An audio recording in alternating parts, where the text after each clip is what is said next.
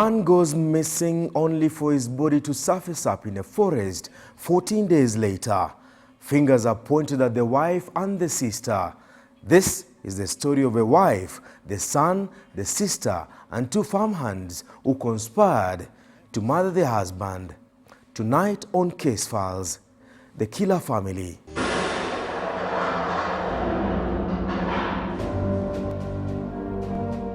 An image of David Macharia that will not fade away is that of his body lying in a sack at Kamai Forest in Lari, Kiambu County. The body was discovered by a search party after David Macharia went missing for 14 days from his home in Kamai village. With the discovery of the body came a long murder trial, one that will span more than a decade. The actors at the center of the murder: two sisters, a son, a brother, a local resident, and a farmhand.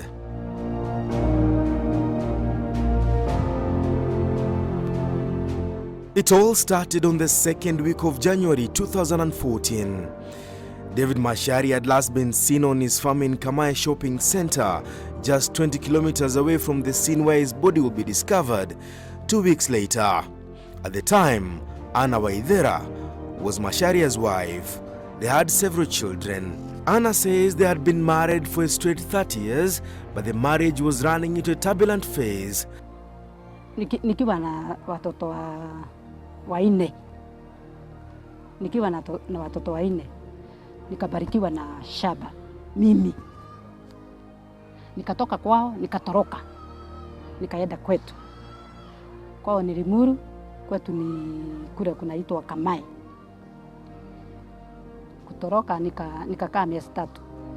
At the time, a young woman, Anna says, she decided to return to her matrimonial home. By then, Anna had become a beneficiary of a government-driven process. Anna was part of a group of residents who were given land by the KANU regime.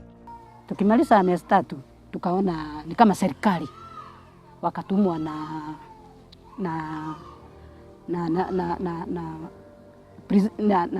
na president. Kenyatta alikufa.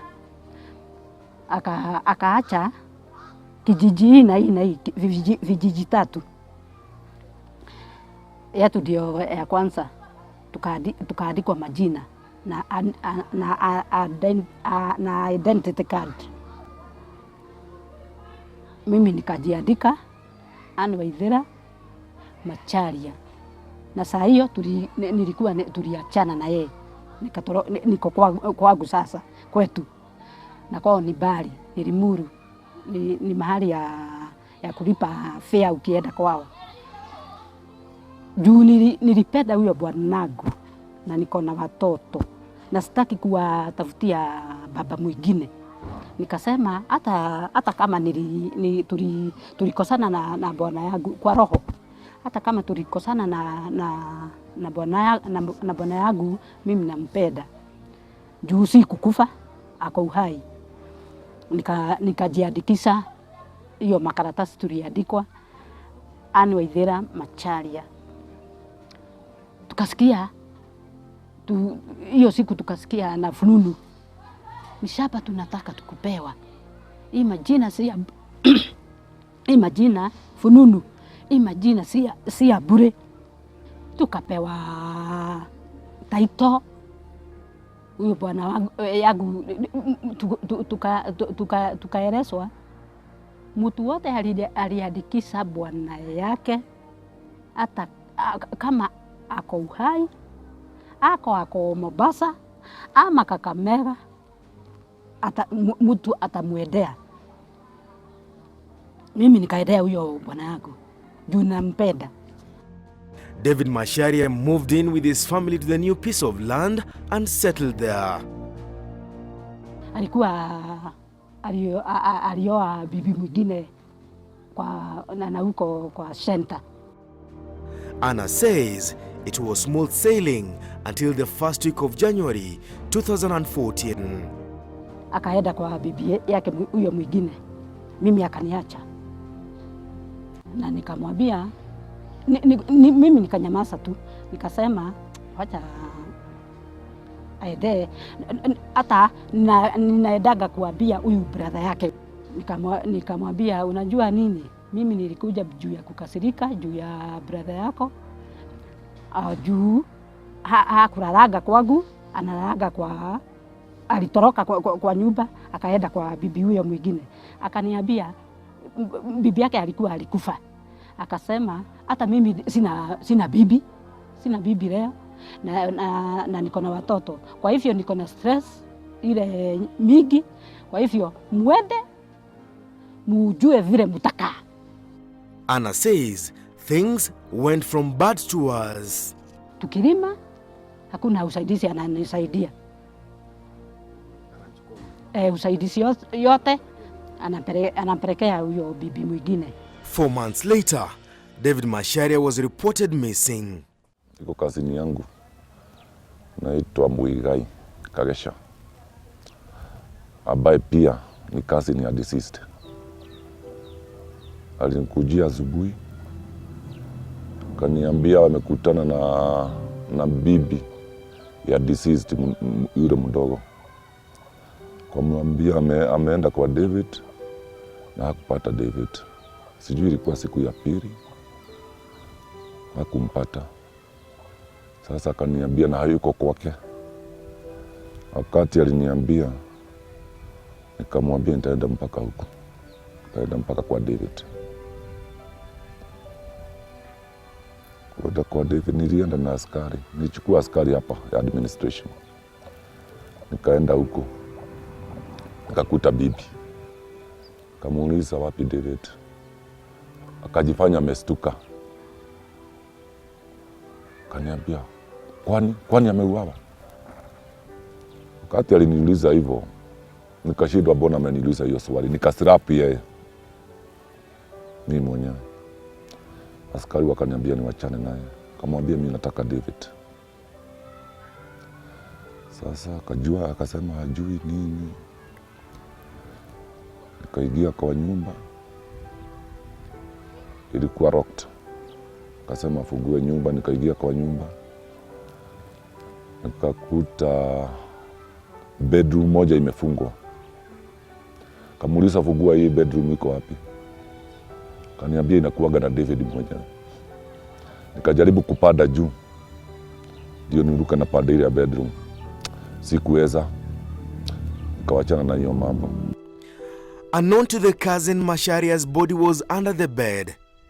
Macharia had been killed a day earlier by unknown people. The cousin says he left for the police station. Siedi kuondoka hapa. Kongo akanikuta pale Gathwariga. Mimi nilibaki hapa. Ndugu zangu wakaenda na hawa my cousins. Kongo akanikuta. Kaniambia mimi nataka chief. Kamuuliza unataka chief ni nini? Hapana, mimi nataka chief. Kamwambia chief hata tumekuwa naye hapa saa hii. Nikamhoji hapo, nikamuuliza chief, hapana, iko mtu iko kwangu. Na nimemwacha Mai, nikamwacha kwa Mbaa. Na amekuja kwangu akaniambia amekuja kujificha, iko kitendo amefanya hapa. Kamuuliza nini kitendo gani kwangu? Kaniambia wameua mtu hapa. Mamatikia wanatafutwa ndio sababu wametoro na amekuja kwangu.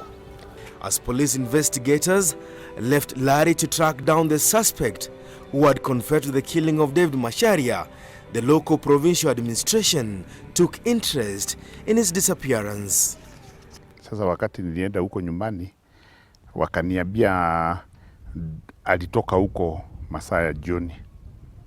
Kulikuwa na family dispute. Na akaniambia huyu mama mwenye boma akaniambia huyu alienda kwa bibi mwingine. Kwenda huko tukakuta hakufika huko. Sasa tukainform police, tukaungana pamoja. Sasa tukaanza investigation. 2 weeks later, a man showed up at the chief's office at Kamai Shopping Center. The man told the area chief that the search party had no reason to look any further. He knew the exact spot where the body of David Macharia had been dumped. Kasema hata ataonyeshana mahali walimweka mwili. Nafikiri hakuna mtu alikuwa amebaki Kamai. Watu wote wakafuatana wapi? Huko msituni. Tukaenda mpaka msituni. Mimi mwenyewe hata ndio nilikuwa nimeshika yeye. Tukifika huko sababu kulikuwa giza, kulikuwa na fog. Tukaenda akatupeleka mpaka kwa mto. Akatuambia tulimweka hapa. Mimi vile hatukuwa naona mzuri, nikafuka mto pande ile nyingine. Nilikuwa na tochi. Tukaanza kumulika na kweli tukaona iko gunia imefungwa vizuri. Iko wapi? Haijaenda chini. Ilikuwa hata imewekwa mawe ndio iende chini. Lakini ilikuwa bado ilikuwa kwa maji unaiona. Tukatoa gunia. Sasa tulikuwa sasa na CID. Tukatoa mwili, tukafungua, tukaona kweli ni David. Amekatwa shingo yote, imebaki kitu kidogo sana. Kitu kidogo sana. Kitu kidogo sana.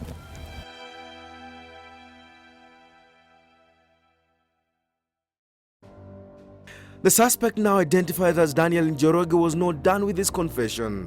He told the police that David Masharia's wife, her son, her sister, and 2 other people had something to do with the killing. Hata bereni alikuwa anakaa akilalamika ati bibi anamsumbua nini. Unajua alikuwa amezoea kuja kwa mamagu ambaye ni anti yake. Alikuwa kawaida akija tu nyumbani.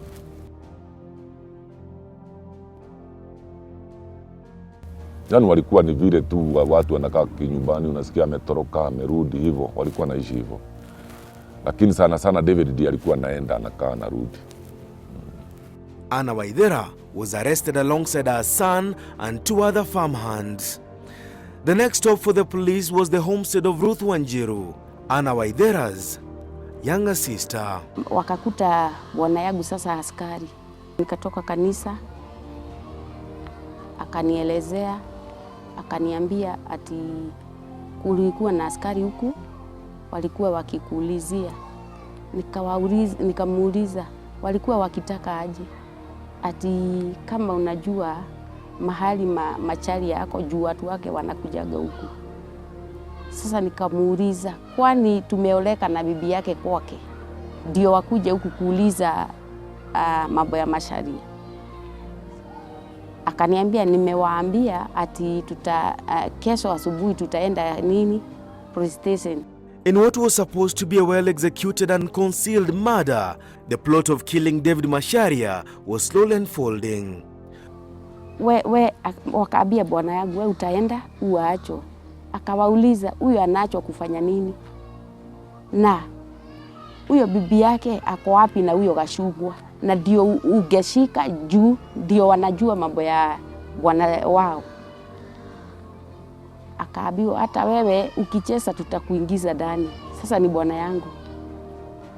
Ruth Wanjiru says she told the police she had nothing to do with the disappearance of David Masharia. Bwana yangu akawauliza, mmemuulizia kwa huyo Kashungwa yake anaeka kwa kambi. Na sasa huyu anaingilia wapi kwa maboma za wenyewe? The Gashungwa Wanjiru was referring to was David Masharia's second wife. Wakaniuliza, unataka kutuambia kule mlipeleka David? Nikamwambia mimi sijui. Na hata wiki kama 3 sijai muona. Wakaniuliza, na si watoto wake wanakujaga kwako? Nikawauliza, kwani ni vibaya kukuja kwangu? Si mimi ni aunti yao. Ni makosa kukuja kwangu? Weeks later, Anna Waithera, Ruth Wanjiru, her son, and 3 other people were formally charged with the murder of David Masharia. Why did David Masharia die such a painful death and in the hands of the people who are said to have loved him? The wife maintains she will not kill a man she loved and treasured. The courts singled out Anna Waithera and the son as the masterminds. Case Files takes a short break.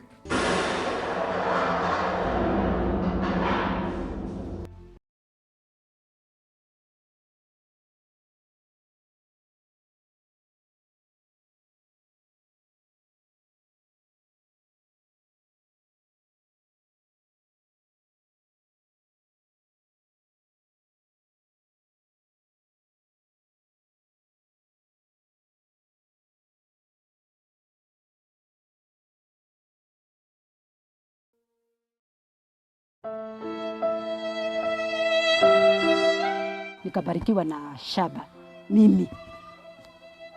Nikatoka kwao, nikatoroka, nikaenda kwetu. Kwao ni Limuru, kwetu ni kule kunaitwa Kamai. Kumwambia ameenda kwa David na hakupata David. Sijui ilikuwa siku ya pili. Sasa nikamuuliza, kwani tumeoleka na bibi yake kwake ndio wakuje huku kuuliza mambo ya mashari? Tukilima hakuna usaidizi ananisaidia. Usaidizi yote anampelekea huyo bibi mwingine. Kasema hata ataonyeshana mahali walimweka mwili. Nafikiri hakuna mtu alikuwa amebaki Kamai.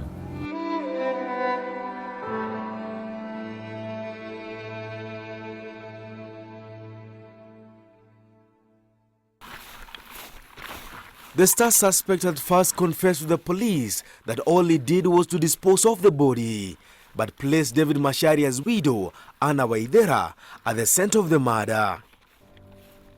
David Njoroge had told police investigators that he was not the one who killed David Macharia.